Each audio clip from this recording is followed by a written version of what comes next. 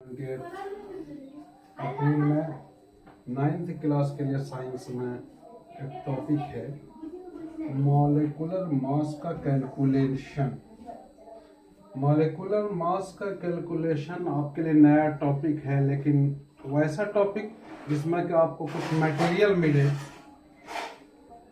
काम को करने के लिए, आप लीजर घर में बैठे रहें और उसके बाद आपको तबीयत नहीं लगती है, तो ये चीज़ हमने 35 क्वेश्चंस दिए हैं, 1 से लेकर के 35 क्वेश्चंस दिए हैं। इस क्वेश्चन का आप सॉल्यूशन करेंगे, आपको लगता होगा कि चूंकि इसका कोई आपको इंट्रोडक्शन नहीं है, अभी हम इंट्रोडक्शन देते हैं, आपको लगेगा कि बहुत ही इंटरेस्टिंग चीज आपको मिला है और आपका लीजर इस तरह से कटेगा कि हद नहीं। हमने पहले होमवर्क दे दिया, इसके बाद हम इसको समझाते हैं कि कैसे आप जो है इसका सॉल्यूशन करेंगे।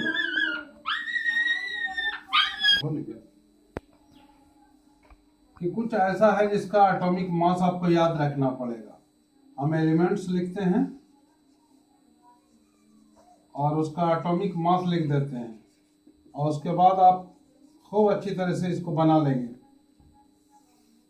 जैसे हाइड्रोजन है, इसका 1 होता है, ऑक्सीजन है 16, nitrogen 14, sodium 23, potassium 39, sulphur 32, fluorine 19,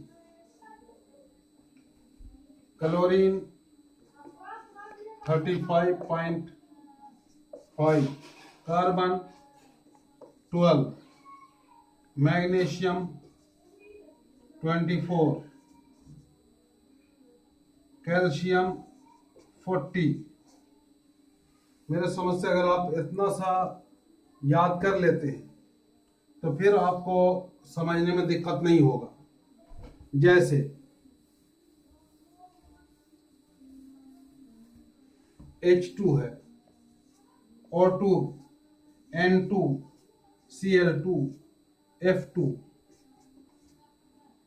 ये 2 को जो है पहले लिख दें, इनटू करें, 2 इंटू 2 इंटू 2 इंटू 2 इंटू जितना रहेगा 4 रहेगा तो 4 इंटू।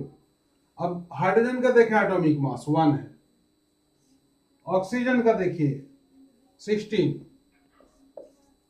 Nitrogen 14, chlorine 35.5, fluorine 19। अब इसको मल्टीप्लाई कर दें, 2U देना है। U का फुल फॉर्म होता है एटॉमिक मास यूनिट।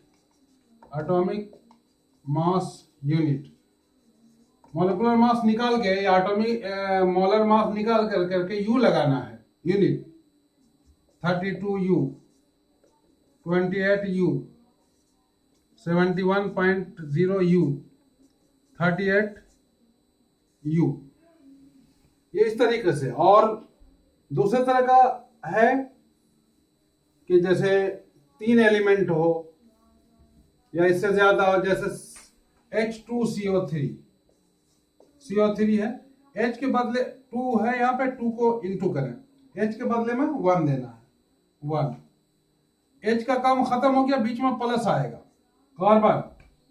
कार्बन का 12 प्लस, ऑक्सीजन 3 है तो 3 इंटू ऑक्सीजन का 2 प्लस 12 प्लस 48,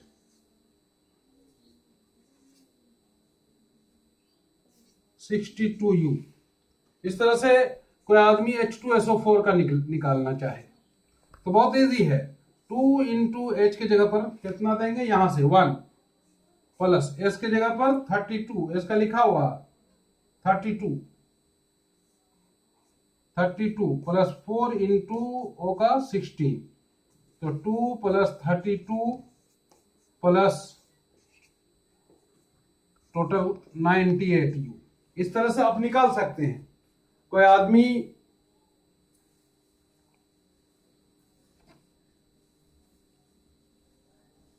जैसे कोई आदमी कैल्शियम कार्बोनेट का निकालना चाहे, कैल्शियम का कितना है 40 plus 12 plus 3 into 16, 40 plus 12 plus 48,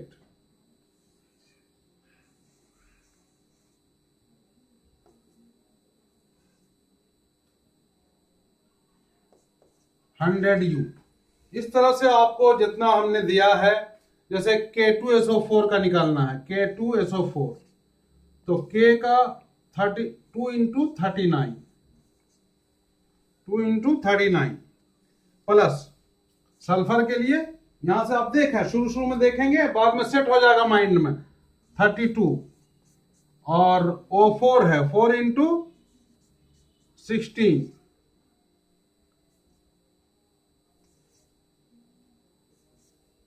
plus 32 plus इसको ऐड कर देंगे, जितना होगा वो मोलर मास हो जाएगा। फॉर्मूला यूनिट मास भी बोलते हैं, मॉलिक्यूलर मास भी बोलते हैं। तो ये एक टॉपिक है जो कि आपको बहुत ही ज्यादा लीजर में आपको एनर्जी देगा और आपका शौक जो कम हो जाता है उस शौक को फिर से जो है जिंदा कर देगा। तो इसको आप बनाएं और बना कर करके और आंसर्स को हमारे पास भेजें ताकि हम देख लें कि आप समझ गए। समझ जाने के बाद आप कहेंगे कि हमको और भी ज्यादा से ज्यादा कंपाउंड दिया जाए जिसका कि हम मोलर मास निकालें। तो हमने दिया है 35, आप कोशिश करें। दूसरे नंबर में फर्स्ट चैप्टर का एक टॉपिक जिसको कि आपके एनसीईआरटी बुक में दिया गया है कि सॉलिड से लिक्विड बने और लिक्विड से गैस बनता, ये होता रहता है। तो सॉलिड से लिक्विड अगर बनेगा तो इसको क्या कहेंगे? सॉलिड से लिक्विड बनने के प्रोसेस को क्या कहेंगे? लिक्विड से गैस बनने के प्रोसेस को क्या कहेंगे? तो सॉलिड से लिक्विड अगर बन रहा है तो लिक्विफैक्शन, फिर जो है लिक्विड से गैस बन रहा है तो वेपोराइजेशन, और फिर गैस से लिक्विड बन रहा है तो गैस से लिक्विड बन रहा है तो कंडेंसेशन। कंडेंसेशन आपको ये लिखना है कि ए क्या है, बी क्या है, सी क्या है, डी क्या है। लिक्विड से सॉलिड बन रहा है, जम रहा है कोई भी चीज तो फ्रीजिंग। अब यहां देखिए ई में कि यहां पे हीट टेम्परेचर बढ़ रहा है, टेम्परेचर बढ़ जाने के बाद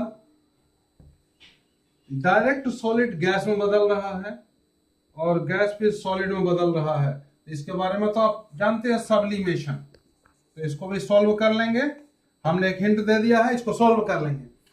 एक नया टॉपिक है 9th के लिए, लैटेंट हीट। लैटेंट हीट एक नया टॉपिक है, लैटेंट हीट। लैटेंट का माने होता है गुप्त, हीट का मतलब होता है गुप्त, हीट का मतलब होता है ऊष्मा। आप देखेंगे कि आप अगर पानी को हीट करें, अंदर H2O है, इसको आप हीट करें बर्नर से तो हीट हो रहा है। हीट होने के बाद एक थर्मोमीटर इसके अंदर है,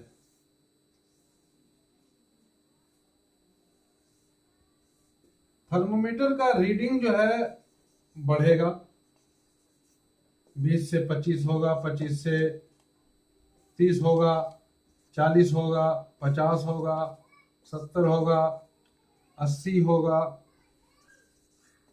90 होगा, 100 पर तो बॉयल करने लगेगा, 100 डिग्री सी होगा। इस तरह से टेम्परेचर बढ़ता जाएगा, लेकिन 100 डिग्री सी पर आकर करके इसको कितना हो गर्म करे, ये हीट फिक्स हो जाता है, फिक्स हो जाता है, यानी बढ़ेगा नहीं। तो अब जो गर्म कर रहे हैं और वाटर जो है खौलता हुआ वेपर बन करके उड़ रहा है, बॉइलिंग हो रहा है, तो ये हीट टेम्परेचर शो नहीं कर रहा, तो ये हीट जा रहा का, यही हीट को कौन सा हीट कहते हैं? Latent heat. कि the heat which is not the temperature which is not shown by the temperature by the thermometer, in the thermometer which thermometer does not indicate the temperature because I am giving the heat continuously. The reading of the temperature, reading of the thermometer is fixed at 100 degree C. Then where the heat is going? तो इस heat का जब तक ये total water, total H2O vapour में नहीं बदल जाता है, तब तक टेम्परेचर कांस्टेंट रहेगा, टेम्परेचर कांस्टेंट रहेगा। तो ये हीट कहाँ जा रहा है? लैटेंट। तो ये हीट जो है चेंज ऑफ स्टेट में यूज हो रहा है। चेंज ऑफ स्टेट का मतलब कि लिक्विड से बॉयल होकर करके गैस में बदलने में ये चेंज ऑफ स्टेट में हीट यूज हो रहा है। तो that this heat is known as latent heat. उसी तरीके से आप कहीं पर बर्फ का टुकड़ा रख दें, आइस क्यूब्स, आप किसी बर्तन में आइस क्यूब्स रख दें और इसके अंदर थर्मोमीटर डालें, तो थर्मोमीटर का रीडिंग घटने लगेगा। 0 पर आकर के 0 डिग्री C पर आकर करके ये रीडिंग फिक्स हो जाएगा। अब फिर भी बर्फ पिघल रहा, जब तक के टोटल बर्फ, टोटल आइस मेल्ट ना कर जाए, 0 से नीचे टेम्परेचर नहीं जाएगा। तो ये हीट जो है यहाँ पर लैटेंट हीट कहलाएगा। यहाँ पर चूंकि फ्यूज हो रहा है, latent heat of fusion, latent heat of fusion, latent heat of fusion. और यहां पर लैटेंट हीट ऑफ वेपोराइजेशन। एक बार इसका समरी सुन लें कि लैटेंट हीट का मतलब गुप्त उष्मा। अगर एक बर्फ ढेर सारा है, वो पिघल रहा है, टेम्परेचर घटते घटते 0 पर आके फिक्स हो जाएगा, यहाँ पर आके फिक्स हो जाएगा। और यहाँ पे हीट कर रहे हैं तो टेम्परेचर बढ़ते बढ़ते 100 डिग्री C पर फिक्स हो जाएगा। फिर भी यहाँ पे बर्फ का टुकड़ा है, फिर भी यहाँ पर पानी है। जब तक के टोटल पानी वेपर में ना बदल जाए, या जब तक के टोटल बर्फ लिक्विड में ना बदल जाए, फ्यूज होके यानी पिघल करके, मेल्ट हो करके, तब तक इसको लैटेंट हीट कहा जाएगा, क्योंकि ये हीट छुपा हुआ है। अब जो इसमें डेफिनेशन जो बनता है, लैटेंट हीट 2 तरह का ये हमारे सामने आया, latent heat of fusion and latent heat of vaporisation. इसके लिए वर्ड यूज किया जाता है 1 kg। यहां भी वर्ड यूज किया जाएगा 1 kg। 1 kg liquid completely vaporise होकर गैस में बदल जाए, इसमें जो हीट दिया जाता है, इसी को लैटेंट हीट ऑफ वेपोराइजेशन कहते हैं। और 1 kg बर्फ पिघल कर फ्यूज होकर जब तक जो है लिक्विड में ना बदल जाए, तो इसमें जो हीट दिया जाता है, इसको लैटेंट हीट ऑफ फ्यूजन कहते हैं। इसका डेफिनेशन आपको समझ में आ गया तो आप लिखें, और हमने जो होमवर्क दिया है उसको करें। ये चैप्टर फर्स्ट का है, और होमवर्क जो दिया है वो आपके सिलेबस ही में है, लेकिन आपके इंटरेस्ट को जगाने के लिए और आपके अंदर एक शौक पैदा करने के लिए दिया गया। इसलिए आज इतना ही।